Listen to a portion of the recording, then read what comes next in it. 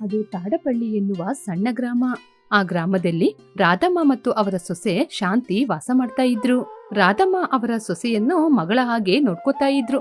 ಶಾಂತಿ ಕೂಡ ಮನೆಗೋಸ್ಕರ ತುಂಬಾನೇ ಕಷ್ಟಪಡ್ತಾ ಇದ್ಲು. ಒಂದು ದಿನ ಶಾಂತಿ ಅವಳ ಆಲೋಚನೆಯನ್ನು ಅವರ ಅತ್ತೆಯ ಜೊತೆ ಹಂಚಿಕೊಂಡ್ಲು. ಅತ್ತೆ, ಈ ಊರಲ್ಲಿ ಎಲ್ಲೂ ಕೂಡ ಟಿಫಿನ್ ಅಂಗಡಿ ಇಲ್ವಲ್ಲ, ನಮ್ಮ ಮನೆ ಹತ್ರನೇ ಒಂದು ಸಣ್ಣ ಟಿಫಿನ್ ಅಂಗಡಿಯನ್ನ ಆರಂಭಿಸಿದ್ರೆ ಹೇಗಿರುತ್ತೆ? ಒಳ್ಳೆ ಆಲೋಚನೆ ಕಣಮ್ಮ.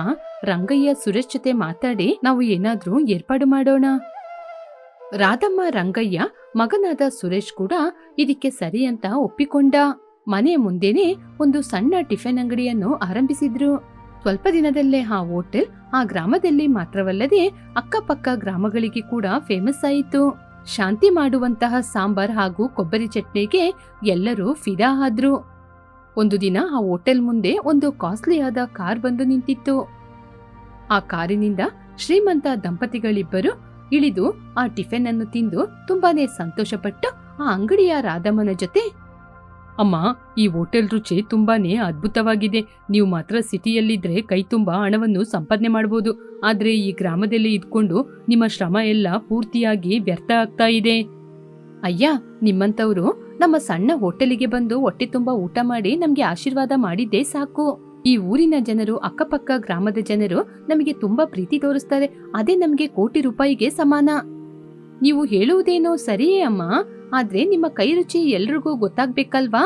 ಸರಿ ಅಮ್ಮ, ಇನ್ನೊಮ್ಮೆ ಈ ಕಡೆ ಬಂದಾಗ ಇಲ್ಲಿ ಬಂದು ಟಿಫಿನ್ ತಿಂದೋಗ್ತೀವಿ. ಆ ದಂಪತಿಗಳು ರಾಧಮ್ಮ ಶಾಂತಿಗೆ ಧನ್ಯವಾದ ಹೇಳಿ ಕಾರಿನಲ್ಲಿ ಅಲ್ಲಿಂದ ಹೊರಟು ಹೋದ್ರು. ಆ ಕಾರಿನ ಬಳಿಯೇ ನೋಡ್ತಾ ಇದ್ದ ಶಾಂತಿಗೆ ಮಾತ್ರ ಪಟ್ನಕ್ಕೆ ಹೋಗ್ಬೇಕು ಎನ್ನುವ ಆಸೆ ಅವಳ ಕಣ್ಣಿನಲ್ಲಿ ಕಾಣ್ತಾ ಇತ್ತು. ಅತ್ತೆ ಹೇಳಿದ ಉತ್ತರ ಶಾಂತಿಗೆ ಅಷ್ಟೊಂದು ಇಷ್ಟವಾಗಿರಲಿಲ್ಲ. ಈ ಅತ್ತೆ ಯಾವಾಗ್ಲೂ ಹೀಗೇನೆ, ಬರೋರು ಈ ರೀತಿ ಸಲಹೆ ಕೊಟ್ರೆ ಅತ್ತೆ ಊರಿನ ಗ್ರಾಮದ ಜನರ ಪ್ರೀತಿ ಅಂತ ಮಾತಾಡ್ತಾರೆ. ಅವು ಯಾವಾಗ್ಲೂ ಹೀಗೇನೆ ಇದ್ರೆ ಯಾವಾಗ ಶ್ರೀಮಂತರಾಗೋದು ಹಾಗೆ ಅಂತ ಆಲೋಚನೆ ಮಾಡುತ್ತಾ ಆ ದಂಪತಿಗಳು ಹೇಳಿದ ಮಾತು ಶಾಂತಿ ಮನಸ್ಸಲ್ಲಿ ಆಳವಾಗಿ ಇಳಿಯಿತು. ಆ ದಿನ ರಾತ್ರಿ ಹೋಟೆಲ್ ಕೆಲಸ ಎಲ್ಲ ಮುಗಿಸ್ಕೊಂಡು ಪಾತ್ರೆ ತೊಳೆಯುವ ಸಮಯದಲ್ಲೇ ಶಾಂತಿ ನಿಧಾನವಾಗಿ ಅತ್ತೆಯ ಬಳಿ ಬಂದು, ಅತ್ತೆ, ಮಧ್ಯಾಹ್ನ ಆ ಕಾರಲ್ಲಿ ಬಂದವರು ಮಾತಾಡಿದ ಮಾತು ನೀವು ಕೇಳಿದ್ರಲ್ವಾ? ನಾವು ಸಿಟಿಗೆ ಹೋಗಿ ಈ ರೀತಿ ಅಂಗಡಿ ಹಾಕಿದ್ರೆ ನಾವು ತುಂಬಾ ಚೆನ್ನಾಗಿ ಬೆಳಿತೀವಿ ಅಂತೆ. ನಾವು ಇನ್ನೂ ಇಲ್ಲೇ ಇಳಿದ್ರೆ ಹೇಗತ್ತೆ? ಅಯ್ಯೋ ಹುಚ್ಚಿ, ಪಟ್ನದಲ್ಲಿ ನಾವು ಇಲ್ಲಿ ಇರುವ ಹಾಗೆ ನೆಮ್ಮದಿ ಇರಲ್ಲ. ಅಲ್ಲಿ ಪೈಪೋಟಿ ಜಾಸ್ತಿ. ನಮ್ಮ ಜನರ ಮಧ್ಯೆನೆ ನಮಗೆ ಗೌರವ ಜಾಸ್ತಿ. ನಮ್ಮೂರಲ್ಲಿ ಸಂಪಾದನೆ ಮಾಡುವ ಹಣವೇ ನಮಗೆ ಸಾಕು. ಅದೇನತ್ತೆ ನೀವು ಹಾಗೆ ಹೇಳ್ತಾ ಇದ್ದೀರಾ? ನಾವು ನಮ್ಮ ಮಕ್ಕಳಿಗೋಸ್ಕರ ದುಡಿಬೇಕಲ್ವಾ? ನಾವು ನಮ್ಮ ಊರಲ್ಲೇ ಇದ್ರೆ ಇನ್ನು ಎಷ್ಟು ಕಾಲಕ್ಕೆ ಸಂಪಾದನೆ ಮಾಡ್ಬೋದು? ಸದ್ಯಕ್ಕೆ ಸಾಕು, ಆದ್ರೆ ಮುಂದೆ ಹೋಗ್ತಾ ಹೋಗ್ತಾ ಹಣದ ಅವಶ್ಯಕತೆ ಇದೆ ಅಲ್ವಾ? ನೀನು ಹೇಳದೇನೋ ಸರಿನೇ, ಆದ್ರೆ ಒಂದೇ ಸಲ ಈ ಊರ್ ಬಿಟ್ಟು ಹೋದ್ರೆ ರಂಗಯ್ಯ, ರಮೇಶ್ ಏನ್ ಹೇಳ್ತಾರೋ ಅವರ ಅಭಿಪ್ರಾಯವನ್ನು ಕೂಡ ಕೇಳ್ಬೇಕಲ್ವಾ? ಅತ್ತೆ, ನೀವು ಮಾವಯ್ಯನ ಜೊತೆ ಮಾತಾಡಿ, ನಾನು ಸುರೇಶ್ ಜೊತೆ ಮಾತಾಡ್ತೀನಿ. ಪಟ್ನಕ್ಕೆ ಹೋದ್ರೇನೆ ಅತ್ತೆ ನಮ್ ಕಷ್ಟ ಎಲ್ಲ ಪರಿಹಾರ ಆಗೋದು. ರಾಧಮ್ಮನ ಮನಸ್ಸಲ್ಲಿ ನಿಧಾನವಾಗಿ ಏನೋ ಸಂದೇಹ ಬಂದ್ರೂ ಕೂಡ ಶಾಂತಿಯ ಹುಮ್ಮಸ್ಸನ್ನು ನೋಡಿ ಏನೂ ಮಾತನಾಡಲಿಲ್ಲ. ರಾತ್ರಿ ಸಮಯದಲ್ಲಿ ಎಲ್ಲರೂ ಮನೆಯಲ್ಲಿ ಕೆಲಸ ಮುಗಿಸಿಕೊಂಡು ಒಂದು ಕಡೆ ಕೂತು ಮಾತನಾಡ್ತಾ ಇರುವಾಗ ಅಂಗಳದಲ್ಲಿ ತಂಪಾದ ಗಾಳಿ ಬೀಸ್ತಿತ್ತು. ಶಾಂತಿಯ ಮನಸ್ಸಲ್ಲಿ ಮಾತ್ರ ಪಟ್ನಕ್ಕೆ ಹೋಗಬೇಕು ಎನ್ನುವ ಆಸೆ ಆಳವಾಗಿ ಇತ್ತು. ರಮೇಶ್ ಪಕ್ಕದಲ್ಲಿ ಕೂತಿರುವ ಶಾಂತಿ ನಿಧಾನವಾಗಿ ಮಾತನ್ನಾರಂಭಿಸಿದ್ಲು. ರೀ, ಇವತ್ತು ನಮ್ಮ ಹೋಟ್ಲಿಗೆ ಪಟ್ನದಿಂದ ದಂಪತಿಗಳು ಬಂದಿದ್ರು ಗೊತ್ತಾ? ಅವರು ನಮ್ಮ ಹೋಟೆಲ್ ಟಿಫಿನ್ ತಿಂದು ನಮ್ನ ಎಷ್ಟು ಹೊಗಳ್ತಾ ಇದ್ರು ಗೊತ್ತಾ? ಹೌದಾ? ನಮ್ಮ ಊರಿನ ರುಚಿ ಅವರು ಕೂಡ ತಿಳ್ಕೊಂಡಿದ್ದಾರೆ. ಇದ್ರಿಂದ ತುಂಬಾ ಸಂತೋಷ ಆಗ್ತಾ ಇದೆ. ಸಂತೋಷ ಮಾತ್ರ ಅಲ್ಲರಿ, ಅವರು ಹೋಗ್ತಾ ಒಂದು ವಿಷಯ ಕೂಡ ಹೇಳಿದ್ರು. ಈ ರೀತಿ ನೀವು ಅಡಿಗೆ ಮಾಡಿದ್ರೆ ಪಟ್ನದಲ್ಲಿ ಕೋಟಿ ರೂಪಾಯಿ ಸಂಪಾದನೆ ಮಾಡ್ಬೋದು ಅಂತ. ಯಾಕೆ ರೀ ನಾವು ಪಟ್ನಕ್ಕೆ ಹೋಗ್ಬಾರ್ದು? ಪಟ್ನಕ್ಕೆ ಹೋಗಿ ಒಂದು ದೊಡ್ಡ ಹೋಟೆಲ್ ಆರಂಭಿಸಿದ್ರೆ ನಮ್ ಜೀವನ ಕೂಡ ಬದಲಾಗುತ್ತೆ ಅಲ್ವಾ? ಶಾಂತಿ ಮಾತನ್ನು ಕೇಳಿದ ತಕ್ಷಣ ಸುರೇಶ್ ಒಂದೇ ಸಲ ಗಂಭೀರವಾಗಿ ಬದಲಾದ. ಆ ಮಾತನ್ನು ಕೇಳ್ತಾ ಇದ್ದ ರಂಗಯ್ಯ ಕೂಡ ಅವರು ಎಳಿತಾ ಇದ್ದ ಬೀಡಿಯನ್ನು ಪಕ್ಕದಲ್ಲಿ ಇಟ್ಟು ಶಾಂತಿ ಮಾತಿಗೆ ಕಿವಿಯನ್ನು ಕೊಟ್ರು. ಏನು, ಪಟ್ನದಲ್ಲಿ ಹೋಟೆಲ್ ಅನ್ನು ಆರಂಭಿಸುವುದು ಸಾಧಾರಣವಾದ ವಿಷಯವಲ್ಲ ಶಾಂತಿ. ಅಲ್ಲಿ ಬಾಡಿಗೆ ಎಲ್ಲ ಜಾಸ್ತಿ ಇರುತ್ತೆ. ನಮಗೆ ಇಲ್ಲಿ ಸ್ವಂತ ಮನೆ ಇದೆ, ನಮ್ಮವರು ಕೂಡ ಇದ್ದಾರೆ. ಆ ಪಟ್ನದಲ್ಲಿ ನಮಗೋಸ್ಕರ ಯಾರಿದ್ದಾರೆ? ಯಾರು ಇರ್ಬೇಕಾದ ಅವಶ್ಯಕತೆ ಏನೂ ಇಲ್ಲರಿ. ನಮ್ಮ ಕಷ್ಟನೇ ನಮ್ಗೆ ಜೊತೆ ಇರೋದು. ನಾವು ಇದೇ ಹಳ್ಳಿಯಲ್ಲಿ ಜೀವನ ಮಾಡ್ತಾ ಇದ್ರೆ ನಮ್ಮ ಮಕ್ಕಳಿಗೋಸ್ಕರ ಜೀವನದಲ್ಲಿ ನಮ್ಮಿಂದ ಏನ್ ಸೇರಿಸಿ ಇಡಕ್ಕಾಗುತ್ತೆ? ಅದಕ್ಕೇನೆ ನಾನು ಹೇಳ್ತಾ ಇರೋದು, ಜೀವನ ಪೂರ್ತಿ ಈ ಹಳ್ಳಿಯಲ್ಲೇ ಇರ್ಬೇಕಾ? ಅಮ್ಮ ಶಾಂತಿ, ನಿನ್ನ ಆಸೆನ ನಾನು ಬೇಡ ಅಂತ ಹೇಳ್ತಾ ಇಲ್ಲ. ಆದ್ರೆ ಈ ವಯಸ್ಸಲ್ಲಿ ಅತಿ ಆಸೆಗೆ ಮೋಸ ಹೋಗಿ ಪಟ್ನಕ್ಕೆ ಹೋಗಿ ಸೇರೋದು ತಪ್ಪು ಅಂತೀನಿ. ನಾನು ಈ ಹಳ್ಳಿಯಲ್ಲಿಯೇ ಹುಟ್ಟಿದ್ದು, ನನ್ ಕಾಲ ಕೂಡ ಇಲ್ಲೇ ಮುಗಿಬೇಕು. ಅದೇ ಅಲ್ವಮ್ಮ ನಾನ್ ಕೂಡ ಹೇಳ್ತಾ ಇರೋದು, ನಾವು ಇರುವುದಲ್ಲೇ ಇಲ್ಲೇ ತೃಪ್ತಿಯಾಗಿ ಇರಬೇಕು. ತೃಪ್ತಿ ಅಂದ್ರೆ ನಾವು ಜೀವನ ಪೂರ್ತಿ ಗ್ರಾಮದಲ್ಲೇ ಕೊಳಿಬೇಕು ಅಂತ ಏನೂ ಇಲ್ಲತ್ತೆ. ವರ್ಷ ಆರಂಭ ಆಗ್ಲಿಕ್ಕೆ ಮುಂಚೆನೆ ನಾವು ಶ್ರೀಮಂತರಾಗ್ಬೇಕು. ರೀ, ನೀವು ಆಲೋಚನೆ ಮಾಡಿ, ನಮಗೆ ಮತ್ತೆ ಈ ಅವಕಾಶ ಸಿಗದೇ ಇಲ್ಲ. ಶಾಂತಿ ಮಾತನ್ನು ಕೇಳಿದ ಸುರೇಶ್ ಆ ರಾತ್ರಿ ಇಡೀ ಆಲೋಚನೆಯಲ್ಲಿ ಬಿದ್ದಿದ್ದ. ಮರುದಿನ ಬೆಳಿಗ್ಗೆ ಅವನ ಹೆಂಡತಿ ಅವನಿಗೋಸ್ಕರ ಕಾಫಿಯನ್ನು ತೆಗೆದುಕೊಂಡು ಬಂದು ಕೊಡುತ್ತಾ, ರೀ, ರಾತ್ರಿ ಇಡೀ ಆಲೋಚನೆ ಮಾಡ್ತಾ ಇದ್ರಲ್ವಾ, ನಿಮ್ಮ ತೀರ್ಮಾನ ಏನು ಅಂತ ನೀವು ಹೇಳಿದ್ರೆ ನಾನೋಗಿ ಅತ್ತೆ ಜೊತೆ ಮಾತಾಡ್ತೀನಿ. ಶಾಂತಿ, ನಿನ್ನ ಹಠ ನೋಡಿದ್ರೆ ನಮ್ಮ ಅದೃಷ್ಟವನ್ನು ನಾವು ಯಾಕೆ ಪರೀಕ್ಷೆ ಮಾಡಿ ನೋಡ್ಬಾರ್ದು ಅಂತ ನನಗೂ ಕೂಡ ಆಲೋಚನೆ ಆಗ್ತಾ ಇದೆ. ಸರಿ ಶಾಂತಿ, ಪಟ್ನದಲ್ಲಿ ನಾವು ಹೋಟೆಲನ್ನು ಆರಂಭಿಸಿ ನೋಡೋಣ. ಅಲ್ಲಿ ನಮ್ಮ ಕಷ್ಟಕ್ಕೆ ತಕ್ಕ ಪ್ರತಿಫಲ ಸಿಗುತ್ತೆ ಅಂತ ನನಗೂ ಕೂಡ ನಂಬಿಕೆ ಬಂದಿದೆ. ಆ ಮಾತನ್ನು ಕೇಳಿದ ತಕ್ಷಣ ಶಾಂತಿ ಮನಸ್ಸಲ್ಲಿ ಇನ್ನಷ್ಟು ಆಸೆ ತುಂಬಿತು. ಹೀಗೆ ಸ್ವಲ್ಪ ದಿನದಲ್ಲೇ ತಾಡೇಪಳ್ಳಿಯಲ್ಲಿರುವ ಹೋಟೆಲನ್ನು ಖಾಲಿ ಮಾಡಿ ಪಟ್ಟಣಕ್ಕೆ ಹೊರಟರು. ಅಲ್ಲಿ ಒಂದು ಸಣ್ಣ ಬೀದಿಯಲ್ಲಿ ಸಣ್ಣ ಮನೆಯನ್ನು ಬಾಡಿಗೆಗೆ ತೆಗೆದುಕೊಂಡು ಅಲ್ಲೇ ಅಂಗಡಿಯನ್ನು ಆರಂಭಿಸಿದ್ರು. ಶಾಂತಿಯ ರುಚಿಗೆ ಅಲ್ಲಿಯ ಕಸ್ಟಮರ್ ಇನ್ನಷ್ಟು ಅಧಿಕವಾದ್ರು. ಹೀಗೆ ಹೋಟೆಲಲ್ಲಿ ವ್ಯಾಪಾರ ಬ್ರಹ್ಮಾಂಡವಾಗಿ ಹೋಗ್ತಾ ಇದ್ದಂಗೆ ಅವರಿಗೆ ಒಂದು ಸಮಸ್ಯೆ ಆರಂಭವಾಯಿತು. ಪಟ್ಟಣದಲ್ಲಿ ಸಿಲಿಂಡರ್ ಕೊರತೆ ಇರುವುದರಿಂದ ವ್ಯಾಪಾರ ಮಾಡುವುದು ಕಷ್ಟಕರವಾಯಿತು. ಶಾಂತಿ, ನಿನ್ನ ಮಾತು ಕೇಳಿತಾನೆ ನಾವಿವಾಗ ಪಟ್ಟಣಕ್ಕೆ ಬಂದಿದ್ದು. ಇಲ್ಲಿ ಏನೋ ಒಲೆ ಕಸ್ಬಾರ್ದಂತೆ ಇಲ್ಲಿ ಗ್ಯಾಸ್ ಕೂಡ ಸಿಗ್ತಾ ಇಲ್ಲ. ಹೀಗೆ ಇದ್ರೆ ಹೇಗಮ್ಮ ಇಲ್ಲಿ ವ್ಯಾಪಾರ ಮಾಡೋದು? ಅತ್ತೆ, ಯಾರು ಏನೇ ಹೇಳಿದ್ರು ನಮಗೇನು, ನಮ್ಮ ಹೊಟ್ಟೆನ ನಾವು ತುಂಬಿಸ್ಕೋಬೇಕಲ್ವಾ? ಗ್ಯಾಸ್ ಇಲ್ಲದಿದ್ರೆ ಏನತ್ತೆ, ಒಂದು ಕಡೆ ಸೌದೆನ ಉರ್ಸಿ ಒಲೆ ಕತ್ಸೋಣ. ಇದಕ್ಕೆಲ್ಲ ನಾವು ಭಯಪಡ್ತಾ ಹೋದ್ರೆ ನಾವು ಕೋಟಿ ಹೇಗೆ ಸಂಪಾದನೆ ಮಾಡೋದು? ಶಾಂತಿ ಹೇಳಿದ ರೀತಿ ಒಲೆಯನ್ನು ಕಸಿ ಟಿಫಿನ್ ಮಾಡಲು ಆರಂಭಿಸಿದ್ರು. ಒಲೆ ಉರ್ದು ಹೊಗೆ ಜಾಸ್ತಿಯಾಗಿ ಅಕ್ಕಪಕ್ಕ ಮನೆಯೊಳಗೆಲ್ಲ ಹೊಗೆ ಅಲ್ಲಿಂದ ಹೋಗ್ತಾ ಇತ್ತು. ಅಷ್ಟರಲ್ಲೇ ಅಕ್ಕಪಕ್ಕದ ಜನರೆಲ್ಲ ಓಡಿ ಬಂದು ಹೋಟೆಲ್ ಮುಂದೆ ಜಗಳ ಮಾಡಲಾರಂಭಿಸಿದ್ರು. ಏನ್ರಿ ನೀವು ಹೋಟೆಲ್ನ ಆರಂಭಿಸಿದೀರಾ, ಅದ್ರಿಂದ ಅಕ್ಕಪಕ್ಕದ ಮನೆಯವರಿಗೆ ಈ ರೀತಿ ತೊಂದರೆ ಕೊಡದಾ? ಅಕ್ಕಪಕ್ಕ ಎಷ್ಟೋ ಮನೆಗಳಿದೆ, ಮನೆಯಲ್ಲಿ ಮಕ್ಕಳೆಲ್ಲ ಇದ್ದಾರೆ, ಅವರಿಗೆಲ್ಲ ತೊಂದರೆ ಆಗೋದಿಲ್ವಾ? ಸ್ವಲ್ಪ ಹೊತ್ತು ಸಮಾಧಾನವಾಗಿರಿ, ಸಿಲಿಂಡರ್ ಬಂದ್ಬಿಡುತ್ತೆ, ಅದುವರೆಗೆ ಮಾತ್ರ ನಾವು ಒಲೆ ಉರಿಸ್ತೀವಿ. ನಿಮ್ಮ ವ್ಯಾಪಾರಕ್ಕೋಸ್ಕರ ನಾವು ಈ ಹೊಗೆಯಲ್ಲಿ ಕಷ್ಟಪಡಕ್ಕಾಗುತ್ತಾ? ಇವಾಗ ಒಲೆ ಕೆಡಿಸ್ತೀರಾ ಅಥವಾ ಪೊಲೀಸರಿಗೆ ಕಾಲ್ ಮಾಡಿ ವಿಷಯವನ್ನು ಹೇಳಿ ಜಾಗ ಖಾಲಿ ಮಾಡಿಸದ? ರಾಜೇಶ್ ಶಾಂತಿ ಅವ್ರ ಜೊತೆ ತುಂಬಾನೇ ಬೇಡಿಕೊಂಡು ಪ್ರಸ್ತುತ ಅವರನ್ನು ಅಲ್ಲಿಂದ ಕಳಿಸಿಬಿಟ್ರು. ಆದ್ರೆ ಅತ್ತೆಯಾದ ರಾಧಮ್ಮನ ಮುಖ ತುಂಬಾನೇ ಚಿಂತೆಯಲ್ಲಿತ್ತು. ಎಲ್ಲರೂ ಮನೆಯೊಳಗೆ ಹೋಗಿ ಕೂತ್ಕೊಂಡ್ರು. ಇನ್ನು ಎಷ್ಟು ದಿನ ಅಂತ ನಾವು ಈ ರೀತಿ ಖಾಲಿಯಾಗಿನೇ ಕೂತ್ಕೊಂಡಿರೋದು? ಇದೇ ನಮ್ಮೂರಾದ್ರೆ ನಾವು ಸಿಲಿಂಡರ್ ಇಲ್ಲ ಅಂತ ಒಲೆ ಉರ್ಸಿ ಹೊಗೆ ಹಾಕಿದ್ರು ಕೂಡ ಯಾರು ಕೂಡ ನಮ್ ಜೊತೆ ಬಂದು ಪ್ರಶ್ನೆ ಕೇಳ್ತಿರ್ಲಿಲ್ಲ. ಪಟ್ನದಲ್ಲಿ ಒಂದು ಅಡಿ ಮೇಲೆ ಇಡ್ಬೇಕು ಅಂದ್ರೆ ಭಯ ಆಗ್ತಾ ಇದೆ. ಹೌದಮ್ಮ, ಆದ್ರೆ ಈ ಸೌದೆ ಯಾಕೆ ಇಷ್ಟೊಂದು ಹೊಗೆ ಬರ್ತಾ ಇದೆ ಅಂತ ನನ್ಗೆ ಅರ್ಥ ಆಗ್ತಾ ಇಲ್ಲ.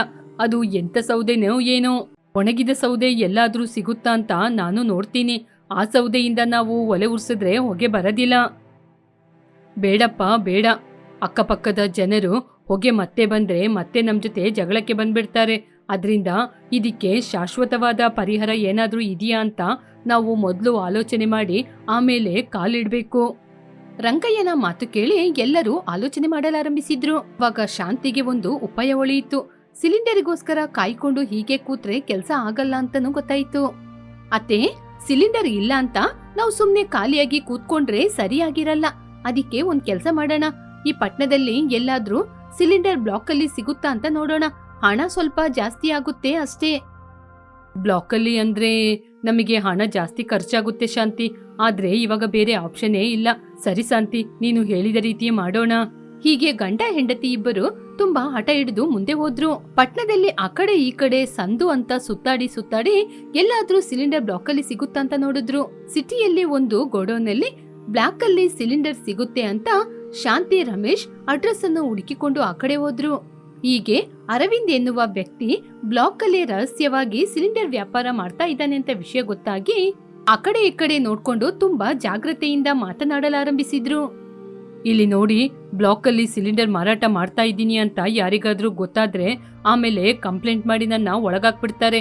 ಇಲ್ಲಿ ನೋಡಿ, 2 ಸಿಲಿಂಡರ್ಗೆ 6,000 ಆಗುತ್ತೆ. ಬೇಕಂದ್ರೆ ತಗೊಳ್ಳಿ, ಇಲ್ಲದ್ರೆ ಬಿಡಿ. ಏನ್ ತಮ್ಮ, ಈ 2 ಸಿಲಿಂಡರ್ ನಮಗೆ ಕೇವಲ ಒಂದು 6ರಿಂದ 4 ದಿನಗಳು ಮಾತ್ರ ಬರುತ್ತೆ. ಆಗಿರುವಾಗ ನಾವು ಸಿಲಿಂಡರಿಗೆನೆ ತಿಂಗಳಲ್ಲಿ ಹಣ ಜಾಸ್ತಿ ಖರ್ಚು ಮಾಡ್ಬೇಕಾಗುತ್ತೆ. ಸ್ವಲ್ಪ ನೋಡ್ಕೊಂಡು ಹೇಳಪ್ಪ. ಹಾಗೆಲ್ಲ ಏನು ಮಾಡಕ್ಕಾಗಲ್ಲಮ್ಮ. ನಿಮಗೆ ಬೇಕಂದ್ರೆ ತಗೊಂಡೋಗಿ, ಇಲ್ಲದಿದ್ರೆ ಬಿಟ್ಟೋಗ್ಬೋದು. ಶಾಂತಿ, ನಮಗೆ 4 ದಿನಕ್ಕೆ 6,000 ಅಂದ್ರೆ ಸುಮಾರು ತಿಂಗಳಿಗೆ 42ರಿಂದ 50,000 ಆಗುತ್ತೆ. ಹೀಗಿದ್ರೆ ಹೇಗೆ? ಏನಾದ್ರೂ ಮಾಡಿ ನಾವು ತಗೊಂಡೇ ಹೋಗ್ಬೇಕು. ಹೇಗೋ ಸ್ವಲ್ಪ ನಮಗೆ ಲಾಭ ಬರ್ತಾ ಇದೆ. ಸಿಲಿಂಡರ್ ಕೊರತೆ ಸ್ವಲ್ಪ ದಿನನೇ ಇರುತ್ತೆ. ನೀವು ಸ್ವಲ್ಪ ಆಲೋಚನೆ ಮಾಡಿ. ಹೀಗೆ ಅವರು ಎಲ್ಲರೂ ಸೇರ್ಕೊಂಡು ಮಾತಾಡ್ತಾ ಇರುವಾಗ ಒಬ್ಬ ಪೊಲೀಸ್ ಅಧಿಕಾರಿ ಇವರನ್ನು ನೋಡಿ ಆ ಕಡೆಗೆ ಬಂದ್ರು. ಅವರನ್ನು ಗಮನಿಸಿದ ಅರವಿಂದ್ ಒಂದೇ ಸಲ ಭಯಪಟ್ಟ. ಪೊಲೀಸ್ ಬರ್ತಾ ಇದ್ದಾರೆ, ಹೊರಟೋಗಿ ಹೊರಟೋಗಿ. ನನ್ ಬಗ್ಗೆ ಕೇಳಿದ್ರೆ ಏನು ಹೇಳ್ಬೇಡಿ, ಬೇಗ ಇಲ್ಲಿಂದ ಹೊರಟೋಗಿ. ಅರವಿಂದನ ಮಾತು ಕೇಳಿ ಸುರೇಶ್, ಶಾಂತಿ ಹಿಂದೆ ಮುಂದೆ ನೋಡದೆ ಅಲ್ಲಿಂದ ಹೊರಟೇ ಹೋದ್ರು. ಪೊಲೀಸರನ್ನು ನೋಡಿದ ತಕ್ಷಣ ಅವರಿಬ್ಬರು ಅಲ್ಲಿಂದ ಓಡಿ ಹೋಗುವುದನ್ನು ನೋಡಿ ಪೊಲೀಸಿಗೆ ಸಂದೇಹ ಬಂತು. ತಕ್ಷಣ ಅವರಿಬ್ಬರ ಹಿಂದೆನೆ ಹೋದ್ರು. ಏನೋ ನನ್ನ ನೋಡಿದ ತಕ್ಷಣ ಓಡೋಗ್ತಾ ಇದ್ದೀರಾ? ಬ್ಲಾಕ್ ಅಲ್ಲಿ ಸಿಲಿಂಡರ್ ಸಿಗುತ್ತೆ ಅಂತ ಇಲ್ಲಿಯವರೆಗೂ ಬಂದಿದ್ದೀರಾ? ಓಹೋ, ನನ್ನ ನೋಡಿದ ತಕ್ಷಣ ಓಡೋಗ್ತಾ ಇದ್ದೀರಾ? ಅಯ್ಯೋ ಸರ್, ಹಾಗೆಲ್ಲ ಏನೂ ಇಲ್ಲ ಸರ್. ನಾವು ಸಿಲಿಂಡರ್ಗೋಸ್ಕರ ಏನೂ ಬಂದಿಲ್ಲ.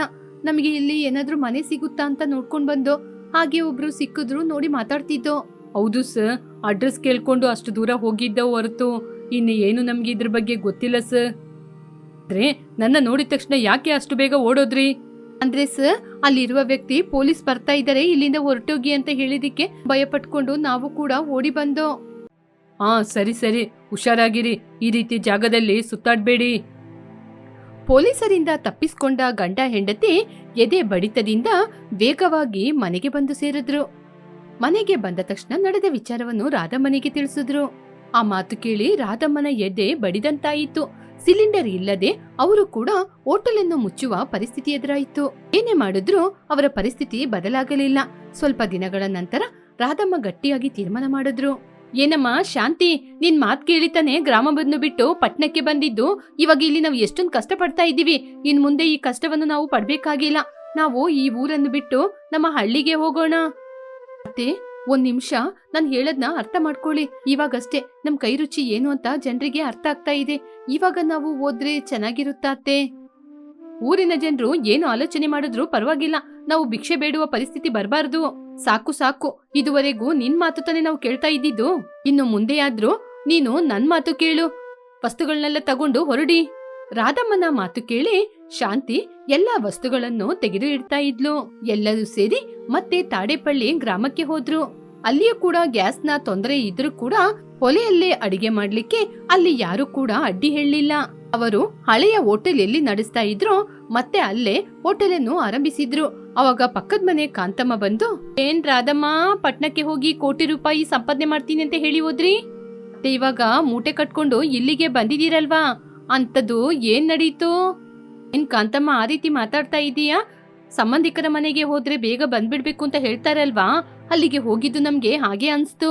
ನಾವು ಯಾವಾಗ್ಲೂ ಇರುವ ಸ್ಥಾನನೇ ಮನುಷ್ಯನಿಗೆ ಬಲ ಕೊಡೋದು. ಸೊಳೆಗೆ ನೀರಲ್ಲಿ ಇರೋದೇ ಬಲ ಅಂತ ಹೇಳ್ತಾರಲ್ವಾ, ನಮಗೂ ಕೂಡ ಹಾಗೇನೆ. ನಮ್ಮೂರಲ್ಲಿರೋದೇ ನಮಗೂ ಬಲ. ಅದ್ ತಿಳ್ಕೊಂಡು ಬಂದ್ಬಿಟ್ಟು ಅಲ್ಲಿ ನಮ್ಗೆ ತುಂಬಾನೇ ಕಷ್ಟ ಆಗ್ತಿತ್ತು ಕಾಂತಮ್ಮ. ನಿಜನೇ ರಾಧಮ್ಮ, ನಾವು ಏನ್ ಅನ್ಕೊಂಡ್ರು ಆ ದೇವ್ರು ನಮ್ಮ ಹಣೆಯಲ್ಲಿ ಏನ್ ಬರ್ದಿರ್ತಾನೋ ಅದೇ ತಾನೇ ನಡೆಯೋದು. ನೀವು ಬೇಜಾರ್ ಮಾಡ್ಬೇಡಿ, ನಿಮ್ಮ ಕೈ ರುಚಿಗೆ ಇಲ್ಲೇ ಸರಿಯಾಗೋದು. ನಮ್ಮೂರಲ್ಲಿ ನಿಮ್ಮ ವ್ಯಾಪಾರ ಚೆನ್ನಾಗಿ ಅಭಿವೃದ್ಧಿ ಆಗುತ್ತೆ. ಕಾಂತಮ್ಮನ ಮಾತಿನಿಂದ ರಾಧಮ್ಮನಿಗೆ ಹೊಸ ಉತ್ಸಾಹ ಬಂತು. ಅಂತಿ ಕೂಡ ತಾನು ಮಾಡಿದ ತಪ್ಪನ್ನು ಅರಿತುಕೊಂಡು ತನ್ನ ಅತ್ತೆ ಜೊತೆ ಸೇರಿ ಕೆಲಸ ಮಾಡಲಾರಂಭಿಸಿದ್ಲು. ರಸ್ತೆಯ ಬದಿಯಲ್ಲೇ ಹೋಟೆಲ್ ಇರುವುದರಿಂದ ರಸ್ತೆಯಲ್ಲಿ ಓಡಾಡುವವರು ಗ್ರಾಮಸ್ಥರು ಬಂದು ಚೆನ್ನಾಗಿ ವ್ಯಾಪಾರ ಆಗ್ತಾ ಇತ್ತು. ಸ್ವಲ್ಪ ದಿನಗಳ ನಂತರ ಆ ಸಣ್ಣ ಗುಡಿಸಲ ಮನೆ ಮುಂದೆ ಒಂದು ದೊಡ್ಡ ಹೋಟೆಲ್ ಅನ್ನು ನಿರ್ಮಾಣ ಮಾಡಿದ್ರು. ಇದಕ್ಕೆ ಅತ್ತೆ ಸೊಸೆಯ ರುಚಿ ಅಂತ ಬೋರ್ಡ್ ಹಾಕಿದ್ರು. ಅತ್ತೆ ಸೊಸೆ ಇಬ್ಬರು ಒಬ್ಬರಿಗೊಬ್ಬರು ಸಹಾಯ ಮಾಡುತ್ತಾ ತಮ್ಮ ಸ್ವಂತ ಊರಲ್ಲೇ ಕೀರ್ತಿ ಪ್ರತಿಷ್ಠೆಯನ್ನು ಸಂಪಾದನೆ ಮಾಡಿ ಅವರ ಊರಲ್ಲೇ ಸಂತೋಷವಾಗಿ ಇದ್ರು. ಅದು ಮಹೇಂದ್ರ ವರ್ಮ ಎನ್ನುವ ಸುಂದರವಾದ ಹಳ್ಳಿ. ಊರಿನ ನದಿ ತೀರದಲ್ಲಿರುವ ಅಂಚಿನ ಮನೆಯಲ್ಲಿ ರಘುರಾಮ್ ಕೌಸಲ್ಯ ಎನ್ನುವ ದಂಪತಿಗಳು ಜೀವನ ಮಾಡ್ತಿದ್ರು. ಅವ್ರದ್ದು ಒಂದು ಮಿಡಲ್ ಕ್ಲಾಸ್ ಫ್ಯಾಮಿಲಿ. ಅವರಿಗೆ ರಾಜೇಶ್, ರಾಕೇಶ್, ಮಗಳಾದ ಕಾವ್ಯ ಇದ್ರು. ಕೌಶಲ್ಯನಿಗೆ ಅನಾರೋಗ್ಯದ ತೊಂದರೆ ಉಂಟಾದ ಕಾರಣ ಮನೆಯ ಜವಾಬ್ದಾರಿಯನ್ನು ದೊಡ್ಡ ಮಗಳಾದ ಕಾವ್ಯನೇ ನೋಡ್ಕೊಳ್ತಾ ಇದ್ಲು. ಮನೆಯಲ್ಲಿ ಏನೇ ಕಷ್ಟ ಬಂದ್ರೂ ಸಣ್ಣ ನಗುವಿನಿಂದ ಸರಿಪಡಿಸ್ತಾ ಇದ್ಲು. ಕಾವ್ಯ ಇವಾಗ ಓಪನ್ ಯೂನಿವರ್ಸಿಟಿಯಲ್ಲಿ ಡಿಗ್ರಿ ಓದ್ತಿದ್ಲು. ಒಂದು ದಿನ ಬೆಳಿಗ್ಗೆ ಕಾವ್ಯ ಎದ್ದು ಅಡಿಗೆ ಮಾಡ್ತಾ ಇದ್ಲು. ಅಮ್ಮ ಕಾವ್ಯ, ಅಷ್ಟು ಬೇಗ ಬೆಳಿಗ್ಗೆ ಎದ್ದು ಕೆಲಸ ಆರಂಭಿಸ್ಬಿಟ್ಟ? ರಾತ್ರಿ ಇಡೀ ಆ ಪುಸ್ತಕ ಇಟ್ಕೊಂಡು ಅದ್ರ ಜೊತೆ ಕುಸ್ತಿ ಮಾಡ್ತಾ ಇದ್ದೆ. ನಿನ್ನ ವಯಸ್ಸಲ್ಲಿರುವ ಹೆಣ್ಮಕ್ಳೆಲ್ಲ ಇಷ್ಟೊತ್ತಿಗೆ ಚೆನ್ನಾಗಿ ಮಲಗಿ ನಿದ್ರೆ ಮಾಡ್ತಿದ್ರು. ನೀನು ಸ್ವಲ್ಪ ಹೊತ್ತು ನಿದ್ರೆ ಮಾಡೋದಲ್ವಮ್ಮ? ಅಯ್ಯೋ ಅಮ್ಮ, ನಾನು ಅಷ್ಟೊತ್ತು ಮಲಗಿ ನಿದ್ರೆ ಮಾಡಿದ್ರೆ ಮನೆ ಕೆಲ್ಸನ ಯಾರು ನೋಡೋದು? ಹೊಲಕ್ಕೆ ಹೋಗುವ ತಂದೆಗೆ ಯಾರಮ್ಮ ಕಾಫಿ ಕೊಡೋದು? ಕೆಲ್ಸಕ್ಕೆ ಹೋಗುವ ಅಣ್ಣನಿಗೆ ಯಾರು ಟಿಫಿನ್ ಬಾಕ್ಸ್ ಎಲ್ಲ ಕಟ್ಟಿ ಕೊಡೋದು? ನಾನು ನಿದ್ರೆ ಮಾಡಿದ್ರೆ ಇಷ್ಟೆಲ್ಲ ಕೆಲ್ಸ ಕೂಡ ಹಾಗೆ ನಿಂತು ಹೋಗುತ್ತೆ ಅಲ್ವಾ? ನಾವು ಕಷ್ಟಪಟ್ಟು ಕೆಲ್ಸ ಮಾಡಿದ್ರೆ ತಾನೇ ಹೊಟ್ಟೆ ತುಂಬೋದು. ನಿನ್ನ ಮಾತೇ ಕಣಮ್ಮ, ನನ್ಗೆ ಸ್ವಲ್ಪ ಸಮಾಧಾನ. ನನ್ನ ಆರೋಗ್ಯ ಸರಿ ಇಲ್ಲದ ಕಾರಣ ಇಷ್ಟು ಸಣ್ಣ ವಯಸ್ಸಲ್ಲೇ ನಿನ್ಗೆ ಕಷ್ಟ. ನಿನ್ನ ನೋಡ್ತಾ ಇದ್ರೆ ಒಂದು ಕಡೆ ಗರ್ವವಾಗಿದ್ರು, ನನ್ನಿಂದ ನಿನ್ ಕೆಲ್ಸ ಹಾಳಾಗ್ತಾ ಇದೆ ಅಲ್ಲ, ನೀನ್ ಹೇಗೆ ಓದ್ತೀಯ ಅಂತ ಬೇಜಾರಾಗ್ತಿದೆ. ಅಯ್ಯೋ ಹುಚ್ಚು ಅಮ್ಮ, ತಾಯಿಗೆ ಸೇವೆ ಮಾಡುವ ಭಾಗ್ಯ ನನಗೆ ಸಿಕ್ಕಿದ್ದಕ್ಕೆ ನಾನ್ ಮಾಡಿರುವ ಪುಣ್ಯ ಅಮ್ಮ. ಬೇರೆ ಯಾರಿಗಾದ್ರೂ ಇಂಥ ಭಾಗ್ಯ ಸಿಗುತ್ತಾ ಹೇಳಿ? ನೀವು ಕುರ್ಚಿ ಮೇಲೆ ಕೂತ್ಕೊಂಡು ನನಗೆ ಆರ್ಡರ್ ಮಾಡ್ಬೇಕು. ನಾನು ಮಹೇಂದ್ರಪುರದ ರಾಣಿ.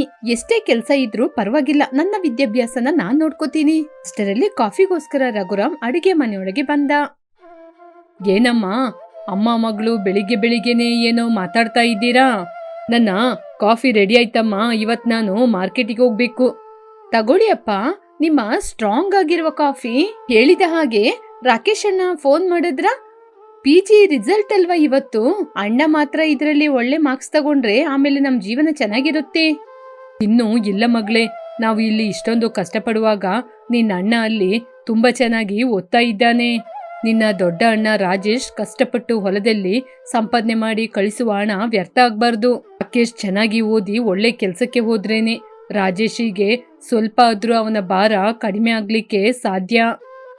ಹೌದಪ್ಪ, ಅಣ್ಣ ಚೆನ್ನಾಗಿ ಓದ್ತಾನೆ. ಯಾಕೆ ಅಂದ್ರೆ ಅಣ್ಣನಿಗೆ ವಿದ್ಯಾಭ್ಯಾಸ ಅಂದ್ರೆ ತುಂಬಾ ಇಷ್ಟ ಅಲ್ವಾ? ಹೀಗೆ ಅವರಿಬ್ಬರು ಮಾತಾಡ್ತಾ ಇರುವಾಗ ರಾಜೇಶ್ ಹೊಲದಿಂದ ಬೇಗ ಬಂದ. ಅವನು ಕಷ್ಟಜೀವಿ. ತನ್ನ ತಂದೆಯಿಂದ ತಂಗಿ ಮತ್ತು ತಮ್ಮನನ್ನು ಚೆನ್ನಾಗಿ ಓದಿಸಲು ಸಾಧ್ಯವಿಲ್ಲ. ತಾನು ಹೊಲದ ಕೆಲಸ ಮಾಡಿಯಾದ್ರೂ ತಮ್ಮ ತಂಗಿನ ಚೆನ್ನಾಗಿ ಓದಿಸ್ಬೇಕು ಅಂತ ತಂದೆಗೆ ಸಹಾಯ ಮಾಡ್ತಿದ್ದ. ಮಾ ಕಾವ್ಯ, ಸ್ವಲ್ಪ ಕುಡಿಲಿಕ್ಕೆ ತಣ್ಣೀರು ಕೊಡಮ್ಮ. ನನಗೆ ಆ ಬಿಸಿಲಲ್ಲಿ ಬಂದು ತಲೆ ಸುತ್ತಾ ಇದೆ, ಗಂಟ್ಲೆಲ್ಲ ಒಣಗೋಗ್ತಿದೆ. ನೀವು ನನಗೋಸ್ಕರ, ರಾಕೇಶ್ ಅಣ್ಣನಿಗೋಸ್ಕರ ತುಂಬಾನೇ ಕಷ್ಟಪಟ್ಟು ಬಿಸಿಲಲ್ಲಿ ಕೆಲಸ ಮಾಡ್ತಾ ಇದ್ದೀರಾ. ನಾವು ಓದ್ಬೇಕು ಅಂತ ತಾನೆ ನೀವು ನಿಮ್ಮ ವಿದ್ಯಾಭ್ಯಾಸವನ್ನೆಲ್ಲ ಬಿಟ್ಟು ಕಷ್ಟಪಡ್ತಿರೋದು. ಕಷ್ಟಪಟ್ರು ಪರವಾಗಿಲ್ಲಮ್ಮ, ನಾನು ಕಷ್ಟಪಡೋದ್ರಿಂದಾನೇ ರಾಕೇಶ್ ಪಟ್ಟಣದಲ್ಲಿ ಚೆನ್ನಾಗಿ ಓದ್ತಾ ಇರೋದು. ನಮ್ಮ ಕುಟುಂಬ ಚೆನ್ನಾಗಿರ್ಬೇಕು ಅಂದ್ರೆ ಯಾರಾದ್ರೂ ಒಬ್ರು ಮಣ್ಣಲ್ಲಿ ಇಳಿಬೇಕಾಗಿದೆ ಕಾವ್ಯ. ನನಗೇನು ಪರವಾಗಿಲ್ಲ, ಏನೇ ಆದ್ರೂ ನಮ್ ಕುಟುಂಬ ಒಳ್ಳೆ ಸ್ಥಾನಕ್ಕೆ ಬಂದ್ರೆ ನಂಗೆ ಅದೇ ಸಾಕು. ಅಮ್ಮ, ನನಗೆ ಒಂದು ಆಲೋಚನೆ ಬಂದಿದೆ. ಅಪ್ಪ, ನೀವು ಕೂಡ ಅದನ್ನ ಕೇಳ್ಕೊಳ್ಳಿ. ಏನಮ್ಮ ಅಂತ ಆಲೋಚನೆ? ಅಣ್ಣನಿಗೆ ಕೂಡ ವಯಸ್ಸಾಗ್ತಾನೆ ಹೋಗ್ತಾ ಇದೆ. ಅಣ್ಣ ಇವಾಗೆಲ್ಲ ಅವರ ಆರೋಗ್ಯದ ಬಗ್ಗೆ ಎಚ್ಚರ ವಹಿಸದೇ ಇಲ್ಲ. ಅದಕ್ಕೇನೆ ಅಣ್ಣನಿಗೆ ಒಂದು ಹುಡುಗಿನ ನೋಡಿ ಮದ್ವೆ ಮಾಡ್ಬಿಟ್ರೆ ಬರುವಂತಹ ಅತ್ತಿಗೆ ಅಣ್ಣನ ಕಷ್ಟಕ್ಕೆ ಸಹಾಯ ಮಾಡುತ್ತಾ ಅಮ್ಮನಿಗೂ ಸಹಾಯ ಮಾಡ್ಕೊಂಡು ಅಣ್ಣನ ಆರೋಗ್ಯವನ್ನು ಕೂಡ ಅವರು ಚೆನ್ನಾಗಿ ನೋಡ್ಕೋತಾರೆ ಅಲ್ವಾ? ಮಾ ಕಾವ್ಯ, ಇವಾಗ ನಮ್ಮ ಆರ್ಥಿಕ ಪರಿಸ್ಥಿತಿ ಚೆನ್ನಾಗಿಲ್ಲ. ರಾಜೇಶಿಗೆ ಮದ್ವೆ ಮಾಡೋದು ಅಂದ್ರೆ ಹಣ ಕೂಡ ತುಂಬಾನೇ ಖರ್ಚಾಗುತ್ತೆ. ಮೊದ್ಲೇ ರಾಕೇಶಿನ ವಿದ್ಯಾಭ್ಯಾಸಕ್ಕೆ ಮಾಡಿರುವ ಸಾಲ ಯಾವುದು ಕೂಡ ಇನ್ನೂ ತೀರಿಲ್ಲ. ಆಗಿರುವಾಗ ಮದ್ವೆ ಖರ್ಚು ಅಂದಾಗ ಜಾಸ್ತಿ ಆಗಲ್ವಾ? ಹೌದು ಕಾವ್ಯ, ನನಗಿವಾಗ ಮದ್ವೆಗೆ ಏನ್ ಅವಸರ? ಅಪ್ಪ ಹೇಳಿದ್ದು ನಿಜಾನೇ. ಮೊದ್ಲು ರಾಕೇಶ್ ಸೆಟ್ಲ್ ಆಗ್ಬೇಕು. ನಿನ್ನ ಮದ್ವೆ ಮಾಡಿ ನಿನ್ನನ್ನು ಸೆಟ್ಲ್ ಮಾಡ್ಬೇಕು. ಅಯ್ಯೋ ಅಪ್ಪ, ಅಣ್ಣನಿಗೆ ಅಂತ ನಾವು ಇದುವರೆಗೂ ಏನಾದ್ರೂ ಖರ್ಚು ಮಾಡಿದೀವಾ? ಪಾಪ ಅಣ್ಣ ಈ ಮನೆಗೋಸ್ಕರ ಎಷ್ಟೊಂದು ಕಷ್ಟಪಡ್ತಾ ಇದ್ದಾರೆ. ಅಣ್ಣನಿಗೆ ಏನೇ ಕಷ್ಟ ಬಂದ್ರು ಹೇಗಾದ್ರೂ ಸಾಲಗೀಲ ಮಾಡಿ ಅಣ್ಣನಿಗೆ ನಾವು ಮದ್ವೆ ಮಾಡೋಣ. ಅಣ್ಣನಿಗೆ ಮದ್ವೆಯಾಗಿ ಅತ್ತಿಗೆ ಮನೆಗ್ ಬಂದ್ರು ನನಗೂ ಸಹಾಯ ಆಗುತ್ತೆ. ನಾನು ಕೂಡ ಕಷ್ಟಪಟ್ಟು ಓದ್ತೀನಿ. ಹೌದುರಿ, ನಮ್ಮ ಮಗಳು ಇಷ್ಟು ಸಣ್ಣ ವಯಸ್ಸಲ್ಲಿ ಎಷ್ಟು ಚೆನ್ನಾಗಿ ಆಲೋಚನೆ ಮಾಡಿ ಮಾತಾಡ್ತಿದ್ದಾಳೆ. ಅವಳ ಮಾತಿಗಾದ್ರೂ ನಾವು ಬೆಲೆ ಕೊಟ್ಟು ನಮ್ಮ ಮಗನಿಗೆ ಒಳ್ಳೆ ಸಂಬಂಧವನ್ನು ನೋಡ್ರಿ. ರಘುರಾಮ್ ತನ್ನ ಮಗಳ ಮಾತನ್ನು ಆಲೋಚನೆ ಮಾಡುತ್ತಾ ಮಗಳು ಹೇಳುವುದು ನಿಜ ಅಂತ ಆಲೋಚನೆ ಮಾಡಲಾರಂಭಿಸಿದ. ಹೀಗೆ ರಾಜೇಶಿಗೆ ಹುಡುಗಿಯನ್ನು ನೋಡಲಾರಂಭಿಸಿದ್ರು. ಹೀಗೆ ಸ್ವಲ್ಪ ದಿನದಲ್ಲಿ ರಾಜೇಶಿಗೆ ಪಕ್ಕದ ಊರಿನಲ್ಲಿರುವ ಕೀರ್ತಿ ಜೊತೆ ಮದ್ವೆ ಮಾಡಿಸಿದ್ರು. ಕೀರ್ತಿ ಮಧ್ಯ ತರಗತಿ ಕುಟುಂಬದಿಂದ ಬಂದಂತಹ ಹುಡುಗಿ. ವರದಕ್ಷಿಣೆ ಏನು ಬೇಡ, ಒಳ್ಳೆ ಗುಣ ಇದ್ರೆ ಸಾಕು ಅನ್ಕೊಂಡಿದ್ದ ರಾಜೇಶಿಗೆ ಕೀರ್ತಿ ಒಳ್ಳೆ ಹೆಂಡತಿಯಾಗಿ ಬಂದ್ಲು. ಮದುವೆ ತುಂಬಾ ವೈಭೋಗದಿಂದ ನಡೆಯಿತು. ಕಾವ್ಯ ಜೊತೆಗೆ ಇದ್ದು ಎಲ್ಲ ಕೆಲಸವನ್ನು ನೋಡಿಕೊಂಡ್ಲು. ಕೀರ್ತಿ ಮನೆಗೆ ಬಂದ ನಂತರ ಮನೆಯ ಪದ್ಧತಿಗಳೆಲ್ಲ ಬದಲಾಯಿತು. ಕೀರ್ತಿ ಬಂದ್ರೂ ಕೂಡ ಕಾವ್ಯ ಅವಳ ಕೆಲಸವನ್ನು ಮಾಡುವುದು ಬಿಡಲಿಲ್ಲ. ಕಾವ್ಯ ಕೀರ್ತಿಗೆ ಎಲ್ಲ ಕೆಲಸವನ್ನು ಹೇಳಿಕೊಟ್ಟು ತನ್ನ ಸ್ವಂತ ಅಕ್ಕನ ಹಾಗೆ ನೋಡಿಕೊಂಡ್ಲು. ಒಂದು ದಿನ ಅಡಿಗೆ ಮನೆಯಲ್ಲಿ ಕೀರ್ತಿ ಕಾವ್ಯ ಇಬ್ಬರು ಅಡಿಗೆ ಮಾಡ್ತಾ ಇದ್ರು. ಕಾವ್ಯ, ನೀನು ಹೇಗೆ ಇಷ್ಟೊಂದು ಆಕ್ಟಿವ್ ಆಗಿರ್ತೀಯಾ? ಬೆಳಿಗ್ಗೆ ಎದ್ದು ಮನೆ ಕೆಲಸವನ್ನು ಕೂಡ ನೋಡ್ಕೋತೀಯ, ಹೊಲಕ್ಕೆ ಹೋಗಿ ನಿನ್ನ ಅಣ್ಣನಿಗೂ ಸಹಾಯ ಮಾಡ್ತೀಯಾ, ಮಧ್ಯ ಮಧ್ಯ ಮನೆಗೆ ಬಂದು ಪದೇ ಪದೇ ಓದ್ಕೋತೀಯ, ಹೇಗೆ ಸಾಧ್ಯ ಇದೆಲ್ಲ? ಅತ್ತಿಗೆ, ನಾವು ಇಷ್ಟಪಟ್ಟು ಯಾವ ಕೆಲಸ ಮಾಡಿದ್ರು ಕೂಡ ಅದ್ ನಮ್ಗೆ ಕಷ್ಟ ಅಂತ ಅನ್ಸೋದಿಲ್ಲ. ನೀವು ಬಂದ್ಮೇಲೆ ನನಗೂ ಕೂಡ ಸ್ವಲ್ಪ ಕೆಲಸದಲ್ಲಿ ಸಹಾಯ ಆಗ್ತಾ ಇದೆ. ನೀವು ಬಂದ್ಮೇಲೆ ಅಮ್ಮನ ಮುಖದಲ್ಲಿ ನೋಡಿದ್ರೆ ಎಷ್ಟೊಂದು ಸಂತೋಷ ಅಂತ. ಅಮ್ಮ ನಿಮ್ ಜೊತೆ ತುಂಬಾ ಚೆನ್ನಾಗಿದ್ದಾರೆ. ನೀವು ಬಂದ್ಮೇಲೆ ಈ ಮನೆಗೆ ಒಂದು ಕಲೆ ಬಂದಿದೆ ಅತ್ತಿಗೆ. ಕಾವ್ಯ, ನನ್ನ ಹೊಗಳೋದ್ನ ಬಿಡ್ತೀಯಾ? ಇವಾಗ ನಿನ್ನ ನೋಡಿದ್ರೆ ನನಗೆ ತುಂಬಾನೇ ಆಶ್ಚರ್ಯ ಆಗ್ತಾ ಇದೆ. ಕಾವ್ಯ, ನಿನ್ನಂತ ಓದಿರುವ ಹುಡುಗಿರೆಲ್ಲ ಕೆಲ್ಸ ಅಂದ್ರೆ ಒಂದು ಮೈಲಿ ದೂರ ಓಡೋಗ್ಬಿಡ್ತಾರೆ. ಆದ್ರೆ ನೀನ್ ಮಾತ್ರ ಏನೇ ಕೆಲ್ಸ ಹೇಳಿದ್ರು ನಗ್ನಗ್ತಾ ಮಾಡ್ತೀಯ. ನೀನು ನನ್ನ ನಾದ್ನಿಯಾಗಿ ಸಿಕ್ಕಿದ್ದು ನಾನ್ ಮಾಡಿರುವ ಪುಣ್ಯ. ಅತ್ತಿಗೆ, ನೀವು ಕೂಡ ಅಷ್ಟೇ ಅತ್ತಿಗೆ. ನಮ್ಮಮ್ಮನ, ನಮ್ಮ ಅಣ್ಣನ ಎಷ್ಟು ಚೆನ್ನಾಗಿ ನೀವು ನೋಡ್ಕೋತೀರಾ. ನೀವು ನಮ್ಮ ಮನೆಗೆ ಸಿಕ್ಕಿದಂತಹ ಮಹಾಲಕ್ಷ್ಮಿ ಅಂತ ನಾನ್ ತಿಳ್ಕೊಂಡಿದ್ದೀನಿ. ಇದು ಎಲ್ಲವೂ ನಿನ್ನಿಂದನೇ ಕಾವ್ಯ. ನೀಂತಾನೆ ಹಠ ಹಿಡಿದು ನಿಮ್ಮ ಅಣ್ಣನಿಗೆ ಮದುವೆ ಮಾಡಿಸಿದ್ದು. ಇವರು ಹೀಗೆ ಕಿಚನ್ ನಲ್ಲಿ ಮಾತಾಡ್ತಾ ಇರುವಾಗ ರಾಕೇಶ್ ಪಟ್ನದಿಂದ ಬಂದ. ಅವನ ಮುಖದಲ್ಲಿ ತುಂಬಾನೇ ಗೊಂದಲಗಳು ಕಾಣ್ತಾ ಇತ್ತು. ಅತ್ತಿಗೆ, ರಾಕೇಶ್ ಅಣ್ಣ ಪಟ್ನದಿಂದ ಬಂದಿದ್ದಾನೆ. ಅಣ್ಣ ಚೆನ್ನಾಗಿದೀಯಾ? ಬಾ ಅಣ್ಣ, ಇವತ್ ನಿನಗೋಸ್ಕರ ಪಾಯಸ ಮಾಡ್ತೀನಿ. ಅತ್ತಿಗೆ, ಸಣ್ಣಣ್ಣನ್ಗೆ ಪಾಯಸ ಅಂದ್ರೆ ತುಂಬಾ ಇಷ್ಟ. ರಾಕೇಶ್ ಬಂದ ವಿಷಯ ಗೊತ್ತಾದ ತಕ್ಷಣ ಕೌಶಲ್ಯ, ರಘುರಾಮ್ ರೂಮ್ ಒಳಗಿಂದ ಹೊರಗಡೆ ಬಂದ್ರು. ಎಲ್ಲರ ಕಣ್ಣಲ್ಲಿ ಒಂದೇ ಆಶೆ, ರಘುರಾಮ್ PG ರಿಸಲ್ಟ್ ಆ ದಿನ ಏನಾಯ್ತು ಅಂತ. ಬಾಪ ರಾಕೇಶ್, ಪರೀಕ್ಷೆಯ ರಿಸಲ್ಟ್ ಬಂತಾ? ಪಾಸಾದಪ್ಪ? ಅಪ್ಪ, ನಾನು ಪಾಸಾಗಿದ್ದೀನಿ. ಆದ್ರೆ ಮಾರ್ಕ್ ಮಾತ್ರ ಸ್ವಲ್ಪ ಕಡಿಮೆ ಬಂದಿದೆ. ಅದೇ ನಂಗೆ ಬೇಜಾರಾಗ್ತಾ ಇದೆ. ನಾನು ಹೋಗಿ ಸ್ವಲ್ಪ ಹೊತ್ತು ವಿಶ್ರಾಂತಿ ತಗೋತೀನಿ. ಮಾರ್ಕಲ್ಲಿ ಏನಪ್ಪ ಇದೆ, ನೀನು ಪಾಸಾದೆ ಅಲ್ಲ ಅಷ್ಟೇ ಸಾಕು. ನಾಳೆಯಿಂದ ಯಾವ್ದಾದ್ರು ಕಂಪನಿಯಲ್ಲಿ ಏನಾದ್ರೂ ಕೆಲಸ ಇದೆಯಾ ಅಂತ ಪ್ರಯತ್ನ ಮಾಡ್ತಾ ಇರಪ್ಪ. ಸ್ವಲ್ಪ ಸಮಯದ ನಂತರ ಕೀರ್ತಿ ಕೈಯಲ್ಲಿ ಪಾಯಸವನ್ನು ತಂದ್ಲು. ರಾಕೇಶ್ ಅವರೇ, ತಗೊಳ್ಳಿ, ಪಾಯಸ ತಗೊಳ್ಳಿ. ರಾಕೇಶ್ ಆ ಇಷ್ಟವಾದ ಪಾಯಸವನ್ನು ಅಷ್ಟೊಂದು ಇಷ್ಟಪಡ್ಲಿಲ್ಲ. ರಾಕೇಶನ ಮುಖ ನೋಡಿ ಕಾವ್ಯನಿಗೆ ಏನೋ ನಡೆಯಬಾರದಂತ ವಿಷಯ ನಡೆದಿದೆ ಅಂತ ಅರ್ಥ ಆಯ್ತು. ರಾಕೇಶ್ ಏನೋ ಸುಳ್ಳು ಹೇಳ್ತಾ ಇದ್ದಾನೆ ಅಂತ ಕಾವ್ಯನಿಗೆ ಅರ್ಥವಾಯಿತು. ಅವಳು ಸ್ವಲ್ಪ ಸಮಯದ ನಂತರ ರೂಮಿಗೆ ಹೋಗಿ ಓದೋಣ ಅಂತ ಕೂತ್ರೆ ಓದಕ್ಕೆ ಆಗ್ತಿರ್ಲಿಲ್ಲ. ಅವಳಿಗೆ ಮನ್ಸಿಟ್ಟು ಓದಲು ಸಾಧ್ಯನೇ ಆಗ್ತಾ ಇರ್ಲಿಲ್ಲ. ಅಣ್ಣ ಯಾವತ್ತೂ ಇಲ್ದೆ ಯಾಕೆ ಇವತ್ತು ಯಾಕೋ ಒಂಥರ ಇದ್ದಾನಲ್ವಾ? ನಿಜವಾಗ್ಲೂ ಅಣ್ಣ ಎಕ್ಸಾಮ್ ಪಾಸ್ ಆದ್ನ ಅಥವಾ ನಮ್ ಜೊತೆ ಏನಾದ್ರೂ ಒಂದ್ ವಿಷಯನ ಮುಚ್ಚಿಡ್ತಾ ಇದ್ದಾನ? ಕಾವ್ಯ ನಿಧಾನವಾಗಿ ರಾಕೇಶಿನ ರೂಮಿಗೆ ಹೋದ್ಲು. ಬಾಗಿಲು ಸ್ವಲ್ಪ ತೆರೆದಿತ್ತು. ನೋಡಿದ್ರೆ ಅವ್ನ್ ಯಾರ ಜೊತೆನೂ ಫೋನಲ್ಲಿ ಮಾತಾಡ್ತಾ ಇದ್ದ. ನೋಡು ಕುಸುಮ, ಇವಾಗ ಮನೆಯಲ್ಲಿ ಪರಿಸ್ಥಿತಿ ಚೆನ್ನಾಗಿಲ್ಲ. ನಾನು ಫೇಲ್ ಆಗಿದ್ದೀನಿ ಅಂತ ನಮ್ ತಂದೆ ಜೊತೆ ವಿಚಾರ ಏನಾದ್ರೂ ಹೇಳಿದ್ರೆ ಅವ್ರ ಎದೆನೆ ಬಡ್ದೋಗುತ್ತೆ. ನಮ್ಮ ಅಣ್ಣ ಕಷ್ಟಪಟ್ಟು ಹೊಲದ ಕೆಲಸ ಮಾಡಿ ಹಣವನ್ನು ಕಳಿಸಿದಾಗ ಕೂಡ ಆ ಹಣವನ್ನು ನಾನು ನಿನಗೆ ತಾನೇ ಗಿಫ್ಟ್ ತೆಗೆದುಕೊಳ್ಳಿಕ್ಕೆ ಕಳಿಸ್ತಾ ಇದ್ದೆ. ಇವಾಗ ನನ್ ಜೊತೆ ಹಣ ಇಲ್ಲ. ಆ ಕಡೆಯಿಂದ ಏನೋ ಜೋರಾದ ಶಬ್ದ. ಆ ಶಬ್ದಗಳನ್ನು ಕೇಳಿ ರಾಕೇಶ್ ಮುಖವೆಲ್ಲ ತುಂಬಾನೇ ಬೆವರ್ತಾ ಇತ್ತು. ಸುಮಾ, ಹಾಗೆಲ್ಲ ಮಾತಾಡ್ಬೇಡ. ನನ್ನ ಡಿಗ್ರಿ ಸರ್ಟಿಫಿಕೇಟ್ ಕೂಡ ಇವಾಗ ಅಡ ಇಟ್ಟಿದ್ದೀನಿ. ನನ್ ಕೈಯಲ್ಲಿ ಹಣನೂ ಇಲ್ಲ. ನಾನ್ ಬೇರೆ ಫೇಲ್ ಆಗಿದ್ದೀನಿ. ಸ್ವಲ್ಪ ದಿನ ತಡ್ಕೊ, ಆಮೇಲೆ ಮದುವೆ ಮಾಡ್ಕೊಳ್ಳೋಣ. ಸ್ವಲ್ಪ ಸಮಯದ ನಂತರ ರಾಕೇಶ್ ತುಂಬಾ ಭಯದಿಂದಾನೆ ಕಾಲ್ನ ಕಟ್ ಮಾಡ್ದ.